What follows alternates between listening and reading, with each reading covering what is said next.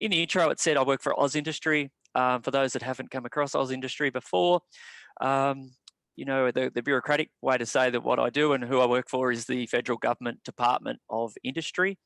And AusIndustry, the division within that department that I work for and have done so for nearly 15 years, we try to be the outreach unit for the department. So we're out in the field, engaging with the business community, trying to make them aware of what support government may have to offer the business community. On the slide there, you'll see two names, Tim Cotter and Nat Gillum. Nat Gillum is my offsider here based in the Hunter. And we share the Hunter Central Coast and North Coast of New South Wales. Natalie is just a regular visitor and attendee in the north of our region. We divvy up the region. I do the Central Coast, she does the North Coast, and we share the Hunter. So Nat's been a regular visitor over the last, I'm trying to think how many years, maybe 3 or 4 years. Made a lot of good links, engaged with stakeholder at council, state government and others, worked one-to-one with a range of customers, and that's fantastic at what she does. Unfortunately, she subbed me in today because it's her birthday this week, and Nat likes to have a little birthday celebration where she takes the week off every year. So it's she does apologise she couldn't be with you, but she's having a well-earned break. I'm not sure if it's celebration or commiseration that she's a year older. So that's why you've got me today. So I'll get into the content because we've got quite a bit to cover and we don't have long to do it. Often I do these presentations alongside perhaps other representatives of government, be they state and federal, and they'll chuck us all on at once and they'll say, okay, Mr. Government Representative, you do your 15 minutes on your program or initiative. And they do a great job. And then they say, Natalie and Tim, you do yours on the 30 that you deliver. So it's always a hard squeeze. So I'm just going to give you a bit of a highlights package on some things that are relevant, hopefully, to you as an audience. Finding opportunities. I noted that organisers put some dollar signs in the promotion of this event. I try to steer clear of that. You know, there's dollars available, but if you're just on the hunt for dollars, you know, go to the bank, go to your friends, go to your family, go to fools. The government doesn't just give cash out. We enter into arrangements with businesses that are going to make strategic decisions, and we support those decisions with potentially some funding, but more so we offer business advisory and facilitation services as well. So, you know, I just want to get the marketing right around the way we do what we do. We're not a quick fix for anyone. We're not a we can't make ad hoc decisions and make discretionary funding decisions. We have a set of programs. We explain the best of our ability what they are, and we try to match potential clients with those funding opportunities. So today I'll cover a range of material, both from a federal and state opportunity, programs that are delivered out of my department and those that are delivered through organisations such as the ATO and others.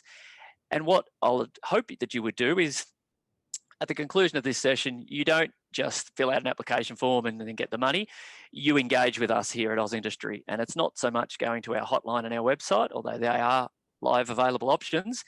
It's touch base with myself and Natalie, and we'll talk you through and give you a realistic appraisal of whether you should be, you know, filling out the forms and going closer towards these opportunities that I'm going to run through for you today. So before I get into it, just a quick little bit of background. I've been in this job, as I said, about 15 years. Did the job in the coast here. I worked in, based out of Tamworth and did inland New South Wales. I was born in Melbourne, but raised in Gippsland in Victoria. So I'm a regional person. Hopefully that comes across, that I'm not a government bod with pointy shoes who flies in and out of town and says a few things and then disappears. I live and engage and work for the regions. So if you're a regional company that wants some help, if I can't help, I know perhaps someone that can. So please don't hesitate to touch base with us, myself and Nat, as we move forward. So I'm going to work through the material. I will just say thanks to the organisers for having me on. I get the good fortune of being the chair of the Hunter Innovation Festival, which we run during May, which is similar to the Small Biz Fest. And I know that it's not so much a thankless task, but it's a big task to bring together a whole festival of events with a range of speakers and a range of audiences, making it educational, informative, entertaining. So hopefully I do my bit to help lift up Tuesday morning's session. So let's get stuck into it. As you can see, I've got 5 topics I want to go through. Those topics are in and around your phase and your stage of innovation project that you may be looking at. exploration stage through into validation of that idea, the demonstration, getting it out into market, product launch, and then I'll run through a couple of specific regional support mechanisms that exist for business. I'm going to shoot through it because it's a lot of material, and so I'm not going to go into the nitty-gritty. If you've got a specific nitty-gritty question, chuck it in the chat box, or just yell out, and I'll see if I can hear you where you are. So let's dig in. So the exploration phase, what I've done here, you'll see on the slides, is just got a couple of programs and initiatives under each of these various stages. And then the little map indicates to you whether it's a federal or a state program by the map. And when we go in one more level, you'll see who delivers that particular program. I'm saying to you, myself and Natalie are available to talk and walk and triage you into any program at any level of government. It just may be that we're not the delivery agent for that program. It may be that you dovetail into the state or another agency of the federal government. But by all means, you can touch base with us about everything and anything. So let's kick off. So this is a program that I suggest to audiences, and I normally at this stage go, let's hear from Natalie, because Natalie, I say, has got a black belt in R&D Tax Incentive. That means she knows it inside and out. She's the sort of person that reads the legislation. She'll read rulings from the ATO and the Department of Industry. She has worked in the team of assessors and compliance agents for the R&D Tax Incentive. So if you want any high-level support for this program, we're very fortunate. In this region, we have access to Natalie's expertise. If you want to know what the program is, how it works, and how you get involved, and how to find Nat, I'm your man. So I'll talk you through the type level stuff on this. It is a program often that people do engage consultants and advisors to support them, but it is a program that you can self-assess. It is self-assessment. It's an entitlement program. If you fill out the form and you keep the records and you perhaps get a little bit of support from Nat for free, you can do it yourself. But there is obviously available opportunities through the Big Four accounting firms, the specialist consultancy and advisory firms, and there's specific tax agents that cover this. The one proviso there is they're going to charge you, and the full benefit of this incentive is slightly going to be eroded by the fact that somebody else is going to help you and going to take some of the money. But you've got to weigh up whether you're comfortable with registering and applying, of which we like to think you should be with the amount of support that's on offer through our guidance material and one-to-one chats with our support staff, including that. So the R&D Tax Incentive is administered by AusIndustry in partnership with the ATO. It is available for all industries, and it provides a tax offset. So what it's claiming and trying to do is allow businesses who want to engage in R&D activities. It gives you, as you can see there, either a refundable tax offset if you've got a turnover of less than 20 mil, which would be the audience today, and for those larger than 20 mil, a non-refundable tax offset. So if you're a business that's undertaking R&D or has an interest in R&D, you can register for the R&D tax incentive after the undertaking of your R&D activities. So you undertake the R&D activities, you substantiate the carrying on of those activities through the records of what you did, why you did them, what the results were. You keep a track of the expenditure you incurred, and that can include your own salaries and wages. It can be contract costs. It can be depreciation of plant and equipment. It can be feedstock expenses. There is a range of expenses that are eligible and can be claimed under the R&D tax incentive. And then you put them through your tax return. Once you've registered your R&D tax status with AusIndustry, you put those through your tax return and you get a refundable tax offset. So that means you'll pay either less tax from your company, or if depending on your taxation situation, you may get a tax offset. So a rebate check back from the ATO. There is a lot to learn and a lot to know about this program, but just know that it's available each and every financial year. There are some minimum expenditure thresholds. What that means is you need to be spending a minimum of $20,000 a financial year through a company, and it needs to be a proprietary limited company, to be able to register for the R&D tax incentive. The only other way to be eligible for this is to contract your R&D out to an organisation that we call a research service provider. That includes organisations such as universities, the CSIRO, and other private firms that have been accredited as a research service provider.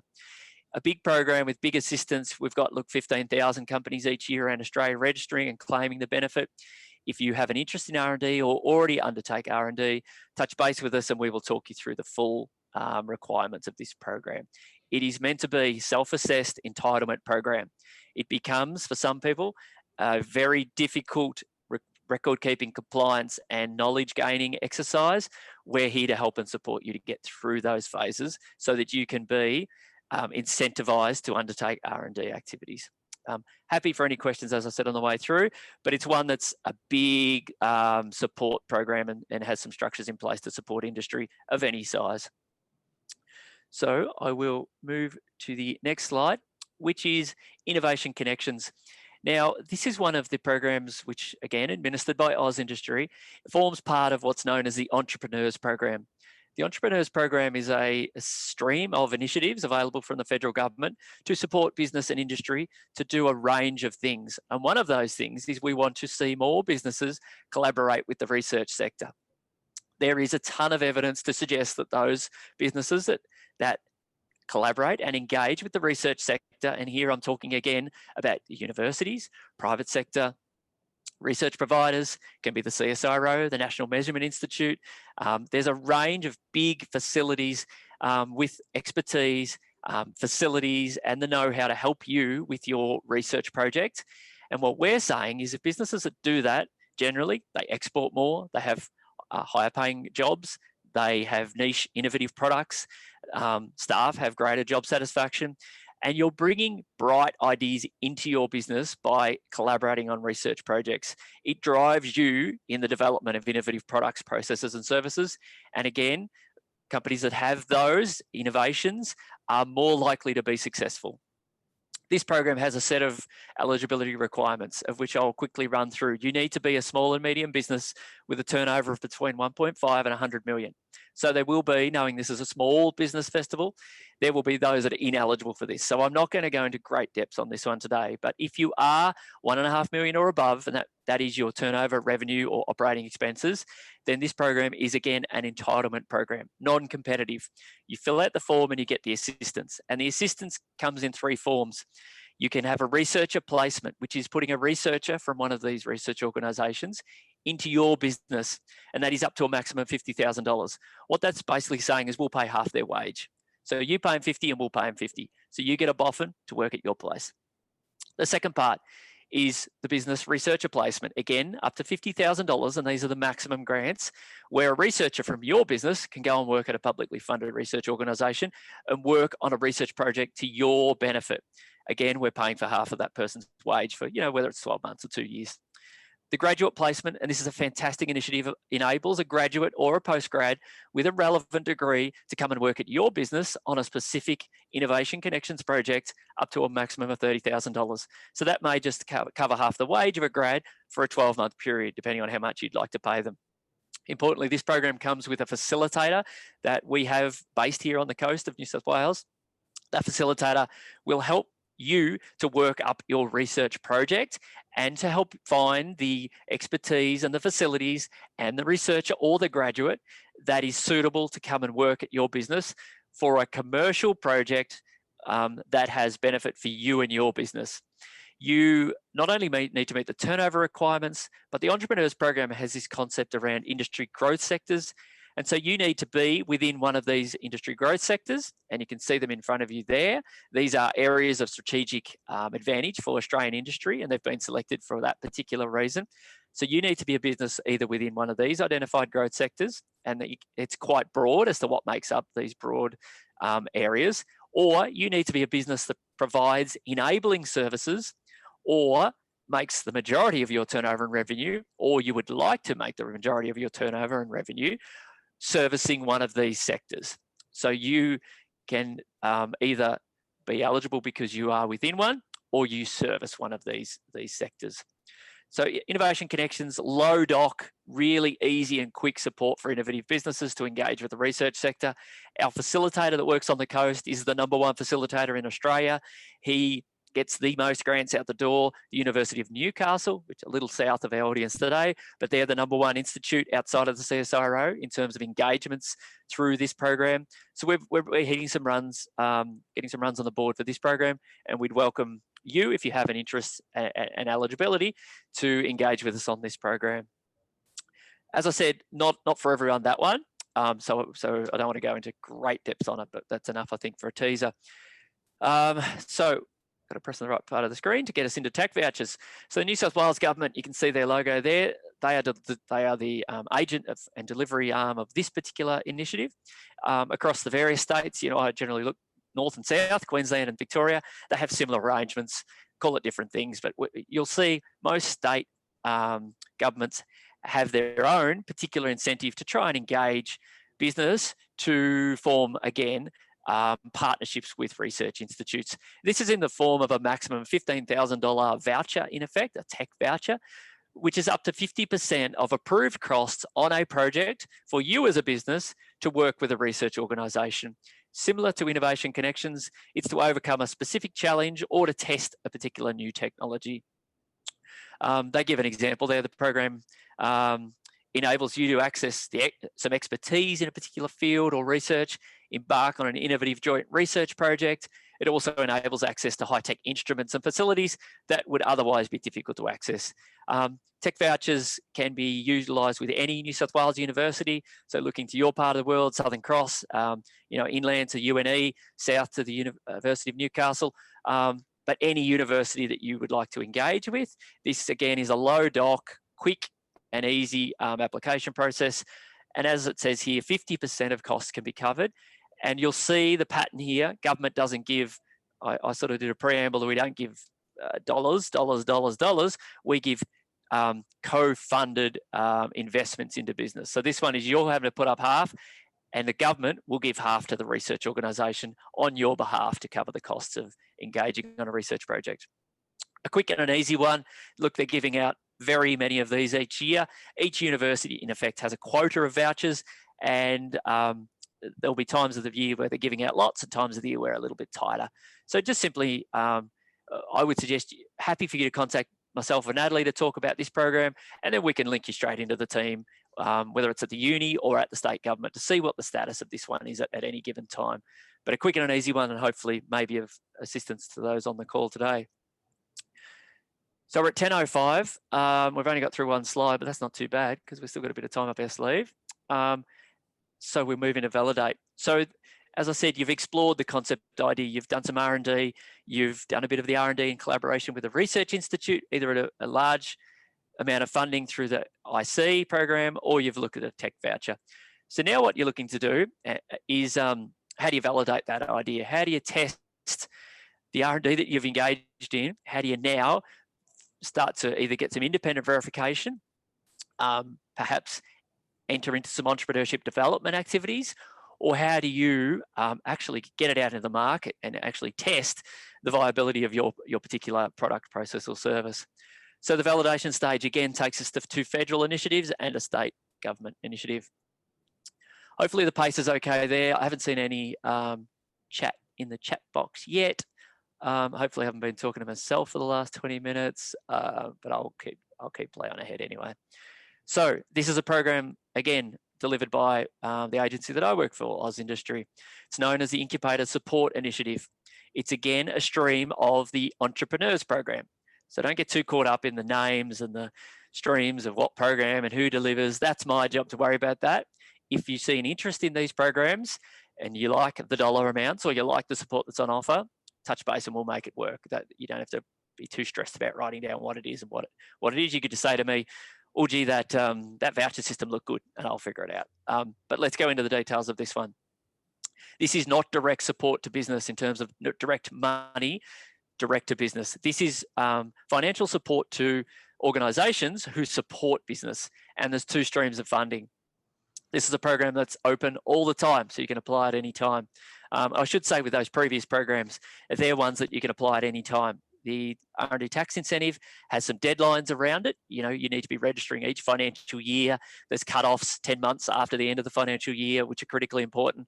But they're things we can cover at a later date. But for this one and those other previous programs, it's open all the time and you can apply at any time. The 2 streams of grant here are an expert in residence. The government will pay between $5,000 up to $100,000 for an expert to come and work in a business support organisation. the business support organisation needs to be, in effect, what's known as an incubator or an accelerator facility. We're looking at high growth companies here. We're not looking at clever ideas with a local market. We're looking at the best idea you've ever had with a global market.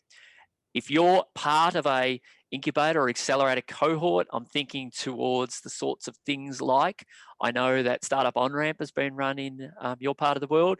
You know, it's broadly that type of concept. If you're a cohort in that sort of a program, it may be, for instance, that 6 Degrees or Startup On-Ramp themselves could apply to us to get an expert, and that is a leading edge expert with very well credentialed to come and work for a 12-month, up to a 12-month basis with the cohort of businesses within that accelerator or incubator program.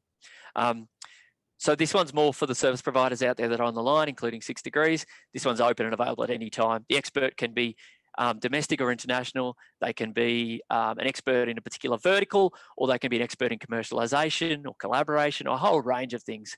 So we give out grants in this program often, Australia-wide, looking to this part of the world. We've had a couple of nibbles in the North Coast. I don't believe we've given one out. We have done so in the Central Coast and numerous times in the Hunter. So very welcome for applications for this one. The next one, which is another step up, which is actually us to help fund an incubator or accelerator program. We're not buying bricks and mortar here. We're not building buildings. We did that years ago. I think about a building in Coffs Harbour out at the Czech campus. We helped with some financial assistance to build that building, to turn it into an incubator. We're not doing that again. We're not building buildings. We're providing support in terms of matched funds for project funding. So to run a particular program for a particular cohort through an accelerator and an incubator program. Again, the cohort needs to be really well identified. You know, in the Coffs region, we'd be looking at your very, very best, most innovative, globally scalable businesses. I engage a little bit with Startup Coffs Coast. You know, we'd be looking at the very best ideas out of that coming forward. It can't be a routine business development for a product that has domestic abilities. It needs to be a cohort of really fantastic, born global businesses. Sorry, my phone is ringing, so I'll just hang that up. Grants for this one, really small grant on offer, right up to really big grant. So that's enough on that one. I'll keep moving, but for those support organisations, this one's available and open. Again, we have a facilitator that helps you to go through the application process. I'm kind of first step in applying, and then we pass you over to our Incubator Support Initiative facilitator, who helps you to work up your project. Someone doesn't want us to take no for an answer. Okay, we'll keep going. CSIRO Kick-Start. As you can guess by the name and the logo, this is administered by the CSIRO.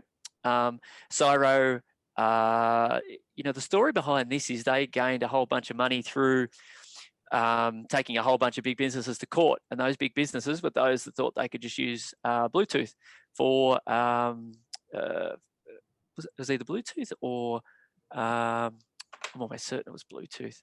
Just trying to think now whether it was Wi-Fi or Bluetooth.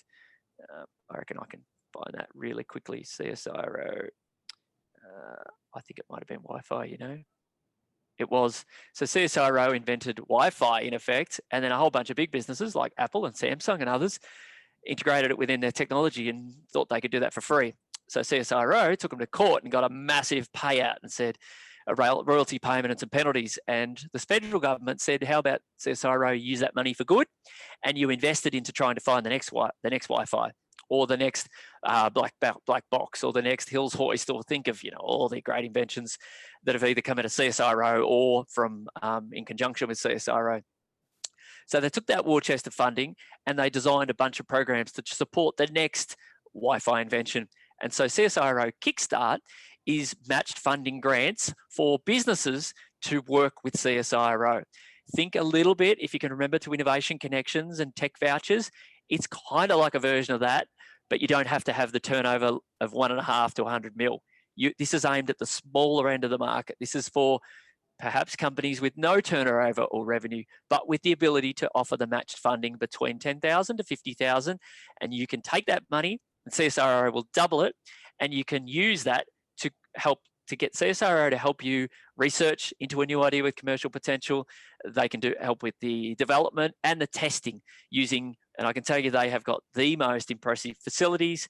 They've obviously got a bunch of people with white coats who are world-class leading researchers and technical advisors and with commercialization skills. I've seen firsthand some of the CSIRO's facilities around the country. Being based in Coffs Harbour, there isn't a local office, but there's a fantastic one in Newcastle that does clean energy. There's amazing composite and advanced manufacturing down in Melbourne, in Clayton, at the university there. There is a phenomenal food technology facility at Werribee in Victoria. The concept here is you don't need to be on site working with them every day. You can be commissioning CSRO at any of its flagship innovation and R&D centres around the country to work with you on your product. It is an unbelievable offer. It will take you from a good idea to a world-leading, world-class CSIRO-backed, test and approved concept within a period with their money, half of their money. If you've not looked at this before and not looked at CSRO, I can't kind of push you in stronger on this. This is an amazing opportunity that you will not regret. The companies that are coming out of the end of this, I saw some live examples when I visited the site in Melbourne a couple of years ago. I saw a digitally printed bike.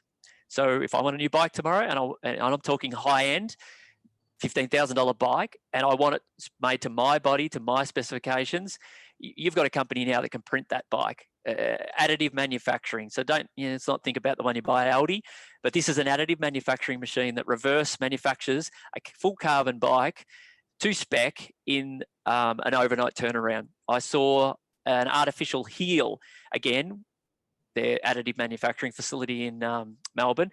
They were digitally printing a replacement heel, a replacement hip. They had the most amazing pieces of technology that they would work with local Australian companies on, and then that's the Australian company's IP to keep and yours to commercialise and yours to be a success. You can hear that I am passionate about this one because I just don't think this opportunity is being taken up enough. It is quick, it is easy. Touch base with me or Google CSIRO Kick-Start and touch base with the team there. They're there to help, they're there to support. You need to put in half the money, but I'll tell you, you get 100% of the benefit. So that's a pretty good deal, I would suggest. All right, I'm going to zoom through. I'm going to give this one a very quick amount of time because MVP grants are not currently open. They are a state government initiative. They offer 50% of up to $25,000 for you to do the proof of concept on your innovative product, process or service. Again, you need to be New South Wales business. You need to tip in half your cash. It's quite a straightforward, easy application process, but they're having a bit of a look at this program at the moment. Not open today. Look, it may have opened this morning. I don't know, but like my last check, it wasn't open. So let's move very quickly to say, touch base with me about this one. I'll link you to the team. You can subscribe to updates when it's open. And if you're interested, you can engage on this one. Let's move to the next phase. Demonstrate. So you've got your product, developed that a little bit further. You've maybe tested it out into the market. Guess what you're now going to need? Because you've already spent some money and you've already spent some time and you're probably thinking, I'm ready to go. I'll build a website and I can sell lots of it. You're not ready. You're very not ready. You probably haven't actually developed a commercialization strategy. You probably don't have the funding to scale up, manufacture, market, distribute, supply chains. You're going to need more money than you thought you are. And so this is the phase where it becomes down to, oh man, I've put in all the money and all the time. Why should I share some equity in this business? The answer is because unless you've got very deep pockets and your product is the most scintillating product that's ever been demanded of market and you can build it and scale it very, very cheaply, you're going to need more support. And so that more support can come in a range of measures. The first one is a program that we deliver here at AusIndustry known as Accelerating Commercialisation. The headline act on this program is you can get $1 million. Forget about that. You're not going to get $1 million. It's not going to happen. You may get maybe $300,000. It is possible you can get $1 million, but guess what? You need your own $1 million to back our $1 million. So this is a co-funded program. So that's why I say you're not going to get $1 million because you need your own $1 million first. If you've got your own $1 million, come and talk to me. If you've got 100,000, come and talk to me. If you've got 50,000, you know what? You're going to struggle because you're not going to get a lot done for 50 of yours and 50 of ours. And the application process that it is involved in getting this grant, it is hard. It is wholesome. It is a lot of due diligence is placed on you. the amount of effort you're going to have to go to get 50, there may be easier ways to do it. There may be bank loans, there may be friends, family and fools, there may be equity arrangements you can make with others. I would suggest if you're looking for somewhere between 100,000 and up to $500,000 or more, this may be the program for you. It comes with, beyond the cash, it comes with a commercialization advisor who is a mentor and a facilitator that will provide advice if you're successful under this program with your commercialization strategy. They will help to take your minimum viable product and your prototype and make it a world's dominant product, process or service. It offers this program, as I said, the grant and the advisor comes free of charge, but only if you're successful with the grant. I'm not going to go into super detail on this one other than to say it's available and it's open and we're looking for applications. We have had success in the North Coast. We, at the moment in my region, and I talk about that as Central Coast, Hunter and North Coast, myself and Natalie have got about 20 companies into this over the last 3 to 4 years. We have 100% strike rate. That means those that have applied have been successful. But I can tell you, we haven't met with 20 and put 20 through. We've met with probably about 2,000. So it's about a 1 in 100 program. We will tell you at any stage if we don't think you're eligible and we don't think you're competitive. We want to keep our strike rate, which means we only want you to come through to application if you've got the wherewithal to put a good application up, if you've got the support of the advisor, if you've got the matching cash, and importantly, you're going to follow through on the project objectives, because once you get the money, actually that sometimes is the easy part. It's actually delivering on the project outcomes. Merit criteria, I'm not going to go into detail, but this is just a bit of a look at what we do in terms of due diligence, in terms of picking the winners. You need to have a need for this funding. If you've got too much money already, guess what? The government ain't going to give you any more. We need to know why this is critically important to your business and that perhaps you've raised a certain amount of money, but you need more and you need an investment from government. We want a program or a product or a process or service from you or a project that has very, very strong market opportunity. We want to know what the value proposition is behind your program. Heard a nice analogy the other day, and I think I've forgotten it almost immediately. It was something like, what does a person need when it's pouring down rain? They need either an umbrella or a rain jacket. Don't bother giving them anything else but those two things.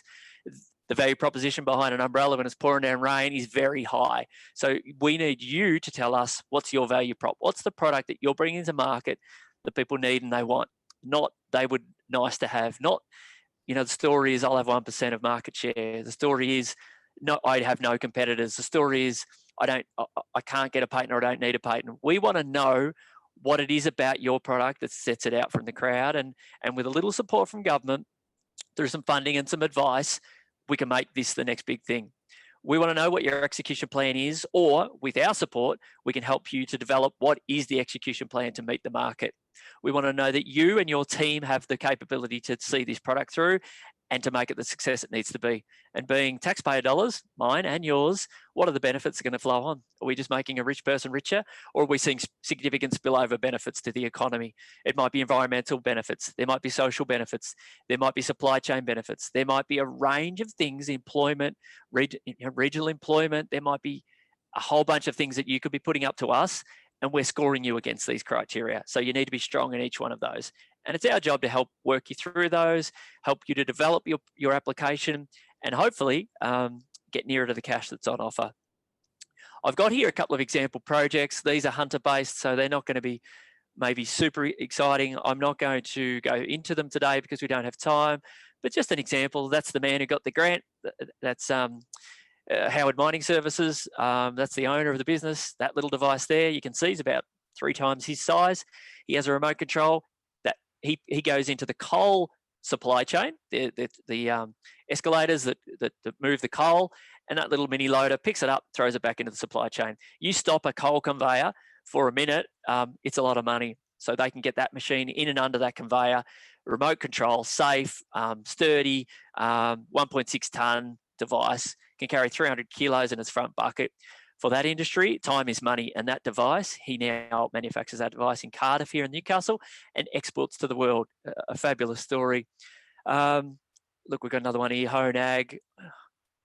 Google these guys. They've changed names again, but you Google Honag, you'll see something that hopefully will blow your mind. They've had 2 bites of the cherry with their Smart Lab device. By all means, have a look at that one. 3 PhD university students out of University of Newcastle that have now got nearly $1 million in 2 bites of the cherry that are going to, I think, be a game changer for the agricultural industry. So have a look, have a bit of a look at that one. The third one I'll show you is, again, a hunter-based firm, Liftango, that have come up with some absolutely mind-blowing on-demand transport logistics solutions. Just Google Liftango and have a bit of a look at what they've done.